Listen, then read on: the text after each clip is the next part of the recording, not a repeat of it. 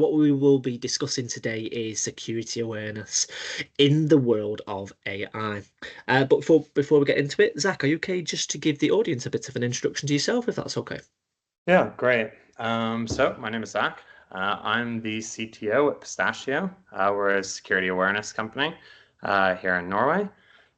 Before working for Pistachio, I led tech and product at a media company here in Norway. And yeah, but I actually come from a non kind of tech and definitely non cybersecurity background. I have a law degree from the UK. I have a master's in law and finance. I taught myself programming while I was doing that, and that's kind of how I went into tech. And then ended up in security kind of just because of what the product was. I did not have a security background as such when I got here. Perfect. So, as if a law degree wasn't hard enough, you then was teaching yourself programming as well. Is that just where's that come from? Have you always sort of been naturally quite intrigued by tech, and why did your studies not go down that route? Why did it go down a different route? Yeah, no, actually, so I'm not.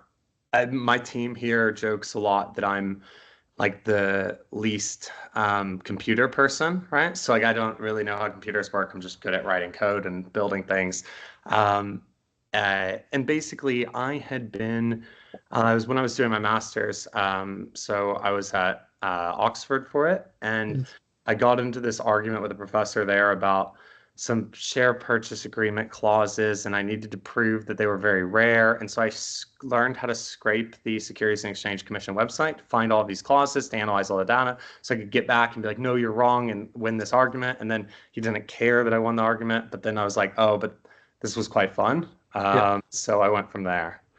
Okay. So that's quite an interesting story. And especially when I sort of hear about people's journey into cyber, it's always very different. It's always very different. So yeah, talk to me about Pistachio then. So you're the CTO at Pistachio these days. What do you guys do? Yeah, so we are a security awareness company.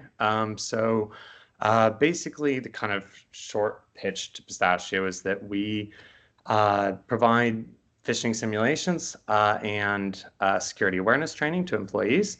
But the big thing that makes us very different is that basically we are the setup is super easy. You just press an on button and it's fully automated. So we don't, I wouldn't, it sounds a bit harsh to say we don't let you do anything, although we don't let you do anything.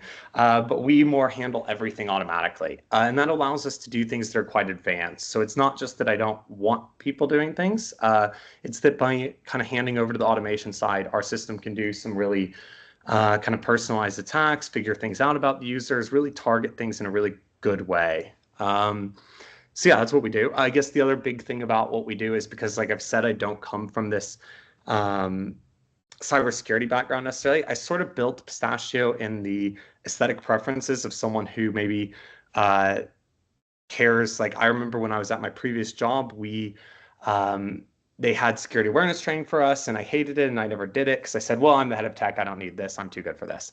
And it was also because it was very annoying. I had to like log in. They sent it to me in Norwegian, which I don't speak, and I said, "Oh, I can't be bothered. Go fix this." And so I really built Pistachio around being super convenient and super like so that because end users have things to do. Like if you're running marketing, like your focus should be marketing. We don't want you stuck in cybersecurity land. And I think that's where we've really built Pistachio. So it's not just about the IT automation, but also about like how we approach the users, being very understanding that they have better things to be doing. Taking the stress away from them. So, Yeah. but yeah, that makes perfect sense. And there's quite a few questions that I want to unpick from what you said there. So, the first being you said that you hated security awareness. You said that it was very annoying. It was in a language that obviously you didn't understand. Talk, just unpick that a bit for me. Why did you hate it? What was it? Was it the method? Was it the content? Was it the delivery? Was it the fact you couldn't read it? What was the reason? Yeah, I mean, first it was basically I get these emails from the so what happened was we went through a fairly major uh event where yeah, I think I can say this part. Basically, so I worked for a major digital media publisher here, and basically some kids stole a password from one of the journalists and put on the front page that our prime minister happens to be a pedophile. And so we had to shut down the paper and stuff. And then, of course, in the aftermath, um, the IT team decided to add security awareness. And I mean, it was like dumbest possible solution. I don't even know what it was. It was this content where you had to watch these videos.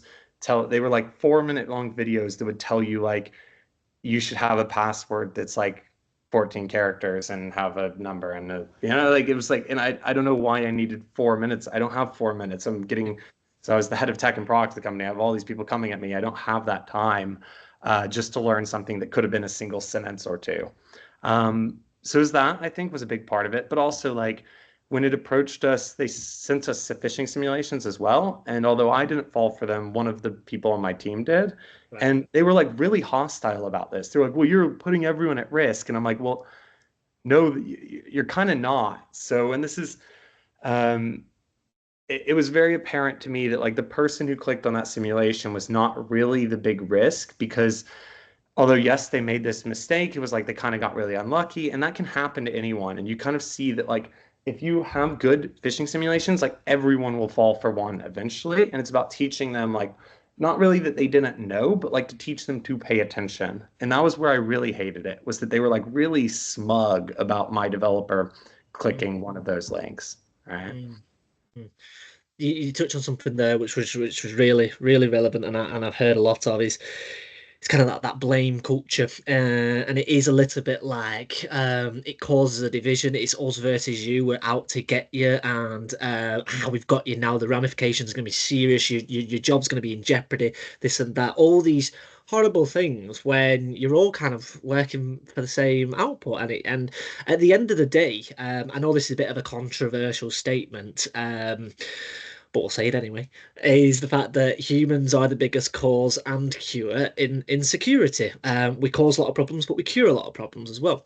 And I think whenever I speak to security awareness vendors or security awareness professionals, a lot of it is the culture that they've got to fight against that has been put in place by previous generations being so arrogant. Is arrogant, would you agree, arrogant? And do you, my question to you in a roundabout way, Zach, is can you see the culture changing a little bit where it's like, look, we're all one team here, it's changing, or do you think we're not there yet?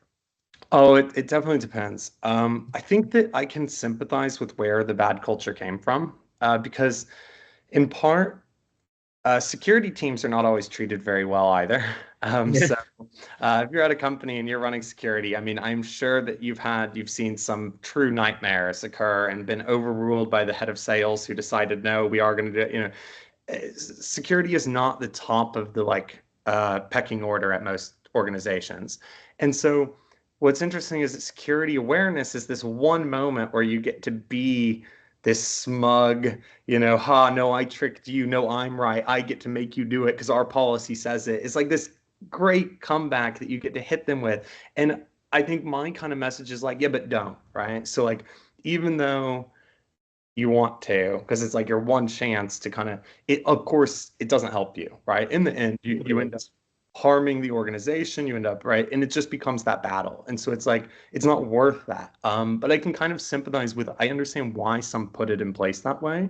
But I also think it's a data problem. So a lot of organizations will tell us things like, yeah, but I need to know. So one thing we don't do is Pistachio is not going to go out there and unless someone is failing like over and over and over, I'm confident Pistachio will automatically get them to a place where they're going to understand how to spot phishing simulations. So you don't need to go yell at them or anything. And what we hear of a lot is that people will say, ITM and stuff will go, no, no, no, but I need to see that so I can go get onto them, get mad at them. We have the data on our side where we're running hundreds of thousands of simulations, and I can tell you, you don't. You don't need to do it. People will learn. People will get used to it. People will. I don't. There are very, very, very few users that require any level of manual intervention. I mean, tiny, tiny subsets. So I think that the data on this speaks quite loudly, but people haven't had that data. And that's, if I could just say like one more thing on this point, is like we also see this with this idea that the people who fall for phishing simulations are the weak links. If you look at it in the data, the people who fall for phishing simulations are 50% less likely to fall for the subsequent phishing simulation relative to a user that did not. And what that tells you is that people who fall for phishing simulations, I mean, they feel awkward about it. They go, oh no, I messed up. I don't want to. And so they pay more attention going forward. So in some sense, like they are your strongest links. They're the ones who are least likely because they're Yep. paying the most attention. Yep. And so I think it's also like people haven't understood that. So therefore, this is where that hostility comes from as well. Yeah, absolutely. And like you say, you learn from your mistakes. A lot of it is you don't even have to be in insecurity. When I have all these conversations, a lot of it comes down to psychology. It comes down to us as humans at the end of the day. Everything, when it strips back to it, it's okay, what did the human do? And it's, oh, it's made a mistake. Okay, what naturally tends to happen? I've got a 3-year-old. What happens if he runs over because he's looking at his eye slowly and he trips over and he scrapes his knee? Well, he's going to run slower, or he's not going to. He's Right. going to listen to his dad more. But yeah, it comes back to psychology. So I wanted to just come back onto your point about AI, about phishing simulations, and obviously in the past, you can see all these case studies, and God, you look back at them, it's like, God, how did anybody fall for them? I say it a bit tongue in cheek, but like you see the spelling error, the grammar's all wrong, the email chains are full of hieroglyphics. But these days, they're getting more and more advanced with like AI getting involved with them, and they're getting very, very sort of quite sophisticated. So I want to ask you, Zach, essentially, as obviously our ability and our toolings and Pistachio's product, as that's getting more advanced, so is the fishing simulation. Are they doing it in correlation, or is one sort of creeping ahead of the other? Oh yeah, that's tricky. So the simulations definitely, or the actual attacks are definitely getting way more advanced. Yeah. But what's interesting is that like bad attacks still work. So like Okay. really stupid attacks with spelling errors and all sorts of they still work too. And in fact, what's funny is that we might in Pistachio send some really advanced, really personalized, really well targeted attacks, things with their like CTO spoofing, pretending that they're sharing a document, very few clues to give it away. You kind of and people might get through those perfectly fine. And then they get something absolutely ridiculous and they fall for it because it almost like spikes a curiosity in your brain. Like, what is this garbage? And so then you want to go to the website and stuff. And so what I think is that it's kind of like there's this weird game where you have to stay and up to date, like on the simulation side, with how advanced the attackers are. You have to be like at the same level, but you also have to mimic all of their attacks below as well. So Mm, if all of our attacks simulations were like just the hardest simulations, oh, that organization is still totally vulnerable. So it's like been an interesting challenge of trying to send out the most advanced attacks and send out easy ones at the same time. mm, But it's something we do. I think one thing that we try to avoid is actually passing the level of difficulty that you see in the wild. Um, it's not that I want to like not be more advanced, but you don't want to be too advanced because then people just get annoyed, right? So they go like, yeah, but that's not real. And you go like, yeah, well, maybe not yet. And then like you're kind of showing off for no reason, right? You want to like still make it relevant for people. mm. With that said, the advanced attacks are getting so advanced that it kind of is not, I'm not sure how much better I can do than some of the attackers anyways, you know? Yeah, no, exactly. Cool. So, what I wanted to do was actually just ask you a little bit about what you said at the start about how Pistachio basically automate a lot of the stuff, and they take a lot of the control away from the individual. Now, this might be my naivety, but how does the individual learn then? As we've touched on, we learn from our mistakes, and if they're not doing it, if a lot of it is being automated, how does the individual actually benefit? So What's your it's thoughts on that?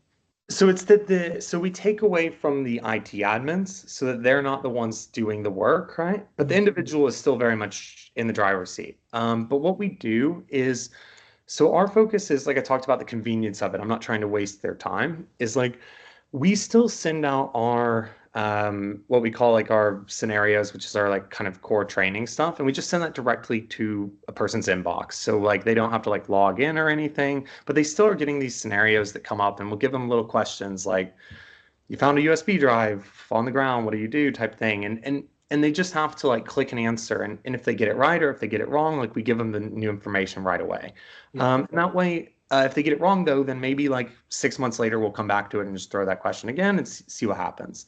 But on the simulation side, of course, like they immediately, what happens is if you fail a simulation, instead of like punishing you with training, we just immediately come up and go like, here's the email you just saw. here's the clues you missed on it. Here's little boxes telling you what you should have spotted. That way, it's like really immediate because I think when there's kind of this like meme online of like, oh, I have to take mandatory training now that I failed a simulation, and like, yeah, people hate that, and I think that also takes away any learning from it. Whereas the real learning is just like, what did I do wrong in that exact moment? It's not helpful to tell someone like, watch out for suspicious emails if they're like, yeah, but I don't get what was suspicious about this one, right? So you kind of have to learn from the specific email itself. Yeah, absolutely. And obviously, it sounds like this is a problem for everybody. But who's your target audience in terms of who you guys try to reach with your particular product? Yeah, yeah. So the sales team will tell me this is not. They have, of course, as a sales team, they love to target all the way the biggest enterprises, all the way, very scattershot. The truth is that like a lot of the preferences of this product were built around the idea of like small to medium-sized companies. So a good example, like I said, is I was at this media company. We were about 1,000 people, and I think to some extent I was like responsible for cybersecurity. Not the breach happened, but after that. But like I say, I think because like it wasn't my job title, it Yeah. wasn't in my description. It's more that there's a lot of companies that just don't have a lot, and maybe they have a 2-person, 3-person security team for 1,000 people. Mm, And those are really the ones that like I love the most because they just go like, oh my God, you can handle this. Okay, cool. They turn it mm, on and then they realize it's also really, really good. mm, Um, you know, we're not built. One thing that I kind of wanted to mention is like I think that security at a general level, so having kind of approached security from a product perspective, um, a lot of security products have way too many toggles and settings and features. I mean, they're built like as if somehow we all have to customize as every company's wildly different on their security. And it doesn't really make sense. Like why are these two companies so different, especially within a given industry? And so I think the teams that are very much like they love playing around and toggling and clicking all the settings yeah. would not necessarily be our target audience. So if you have a really, really big security team and that's their hobby, then Mm, probably not the right product.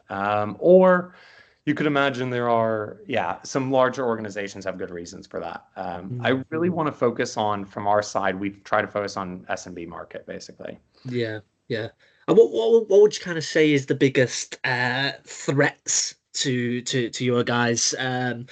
Well, mainly to the industry first and foremost, to security awareness as an industry, but then obviously chunk it down to you guys individually as well. You mean like commercially in the market or? Yeah, yeah, commercially in the market, but then also, I suppose I'm kind of framing it in my head where do you think that Gen AI is gonna then even kick it up again? Obviously, we've got AI, but then it goes to Gen AI, and then I don't know, it's always constantly evolving with the times, and Yeah. yeah, that's where we've got to. Yeah, so I think like of course the more advanced the attackers get and stuff, I mean kind of just justifies the need for more advanced security awareness. So I don't ever really worry about from a perspective saying, oh, security awareness isn't needed because it's gotten too advanced. Like no, no, no. People are still gonna fall for stuff and they still need to learn to not fall for stuff and they still need that type of thing. You know, I think there is an apathy in the market towards. I've seen a lot of IT and security professionals that have started to just say, you can't teach people, they won't learn, we give up, and they'll just use our tech solution. It's very like tech solutions will solve it. Yeah, It's kind of like I kind of understand where they're coming from because they've had some bad experiences, right? But like you can see quite clearly that people, I mean, we have a sales team of people who come in who maybe have, worked in selling cybersecurity, but these aren't tech people yeah, fundamentally. And they would get much, much better at security just by being on our product, yeah. right? So like I believe fully this is like helping people. And so kind of just like that apathy is sort of a threat to security awareness as a whole, but like not one that I think we have the data to prove that like security awareness is valuable. Yeah. Yeah, I think that when it comes to us specifically, where I view like the biggest hurdle we face rather is like instead of kind of a threat, but the biggest hurdle we face is that we approach security awareness in a way that is like very different from. I mean, it's a Okay. very crowded market. There are a ton of competitors in security awareness. Mm, We're so different because like you go in and you expect to be able to write your own training to send out to people. You expect to be able to download the list of the losers that you get to punish that week. You expect to, you know, all of these things that you might think are there are just, you will not find in our product, right? Mm. And you'll go, whoa, like that's just not the tool I came for. And I think that's a great thing because it makes us really cool and interesting, and I think also we do a great job of it. Yeah. But it's also the challenge that like we face is like getting out in the market and saying, "Hey, you've seen 30 security awareness products; they're all the same. How about one that's just wildly different?" Yeah. And sometimes people go, "I'm not going to listen to a 31st demo," right? Yeah. Well, do you know what? I completely agree. And I was actually having this chat with, funnily enough, just with my father-in-law last night, and we were just talking about. I don't know how we got onto the topic of it, but we were talking about. Well, obviously, we were talking about Wiz. I was like, okay, how they've just absolutely become this perfect storm, and I say like, look, it's a mixture. They got the marketing right, they got the product right, and they got the timing right. And I told them about the valuation and X, Y, Z. Um, but what it is, what it strips it down to is that it's so easy to use, and it's this all-in-one sort of cloud security wraparound tooling. And you see the likes of Netscope on the networking side that are doing some great work, and they're kind of wrapping it into one as well. What you were mentioning there about the security awareness, it's kind of wrapping it all in one. It's really easy to use because, like you say, C-suite, they're so busy these days and they've got so much going on and so much different P&Ls and this and that and that. Wouldn't it be nice just to be like, okay, security awareness, nice little one box, there we go, I can move on, that's job done. Because whilst obviously we both work in security in completely different spaces, but at the end of the day, if we can look at a job and be like, right, tick, that's done, then we can move on to other jobs. But we can also be blindsided. We can say all this because we're in security, and security is the be all and end all. But to a CEO, it's one small part of their world. So I completely get what you're saying, Zach. I completely get Yeah. what you're saying. No, absolutely. I Yeah. know I like looking, you mentioned like Wiz. I love looking at like there will be on Reddit, there will be posts like about like what's the cybersecurity products with the best UX, and I love looking at those products because like which are so few and rare, right? Most cybersecurity products have terrible user experience, but you know because it's like oh, it's really refreshing to see products that brought good UX to this space because I think that's like what we need to be successful as like an industry. The bad UX is what makes people hate cybersecurity. Mm. Yeah, yeah, absolutely.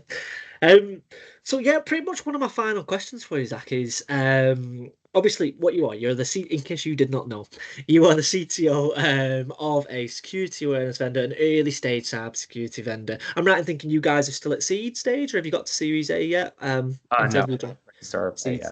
yeah. So what advice would you give to a younger Zach before starting out on this journey, going like, look, you're entering, a very fast-paced world where it's exciting but it's changing. What advice would you give to yourself, looking back in hindsight then? Yeah, so I think, oh, that's so interesting. I think the biggest thing is like, I do what I did, Mm, but I would say like you don't have to worry as much about it. okay. The big thing that I did that I think has been the thing that worked out well was focus very heavily on like what I believe the best product would be and what we need in this market and how to approach it, rather than trying to conform too hard to what we see out there, right? Yeah. So I think a lot of startups start on this path where they go like, okay, I'm going to build this thing. I have this really great idea, and then they go into their first couple demos and they get told, no, I want the mainstream player that's the biggest one, and and then they just start trying to build that, and they try to build a Mhm. replica of the mainstream player. It's not going to work, and it's also not fun. Yeah. So I basically would say, don't do that. Believe, as I always say, I try to build the best product for like one person, which would be myself, and I just assume I'm not special. So I Mm, assume there are other people out there like me, mm, and that's kind of proven to be true. And I think that a lot more startups should do that, especially startups in Norway. Norway, where we are, is like quite bad at like sticking to their guns on product innovation. mm, So mm, mm. No, it's really cool seeing different sorts of ecosystems. Like France have got their own ecosystem, the Nordics, obviously Germany, Berlin's got a little hub going as well. Portugal's kind of in its infancy. It's really cool, and obviously Holland as well. So yeah, it's a really cool time across the EMEA for early stage vendors. I actually have one other piece of advice. Of course, yeah. start on Google Workspaces, because eventually you're going to have to move over when you get bigger. You're going to have to move to Microsoft, because like the finance team needs Microsoft, and then you're going to have to migrate from Google to Microsoft. It's just not worth it. I know you want to start with like Google Docs and stuff. Just go into Microsoft from the start. See, that's the sort of advice where it's like it sounds simple, but when you're a starter, basically, I spoke to a startup a few weeks ago, and I was like, "How did you guys start?" They said, "Oh, well, we were just three guys sat in a pub, drinking a beer, and they've started the company from that." And I was like, "Well, this is the things you don't. That's how all companies are started, essentially, and these little tricks that you give." But yes, perfect, Zach. Thank you very much for coming on the podcast. If anybody has any questions for Zach or just to check out Pistachio, they're doing really cool stuff in the SEC awareness space. I'll be sure to put all the information down below. But Zach, once again, thank you very much for coming on the podcast. Thank you.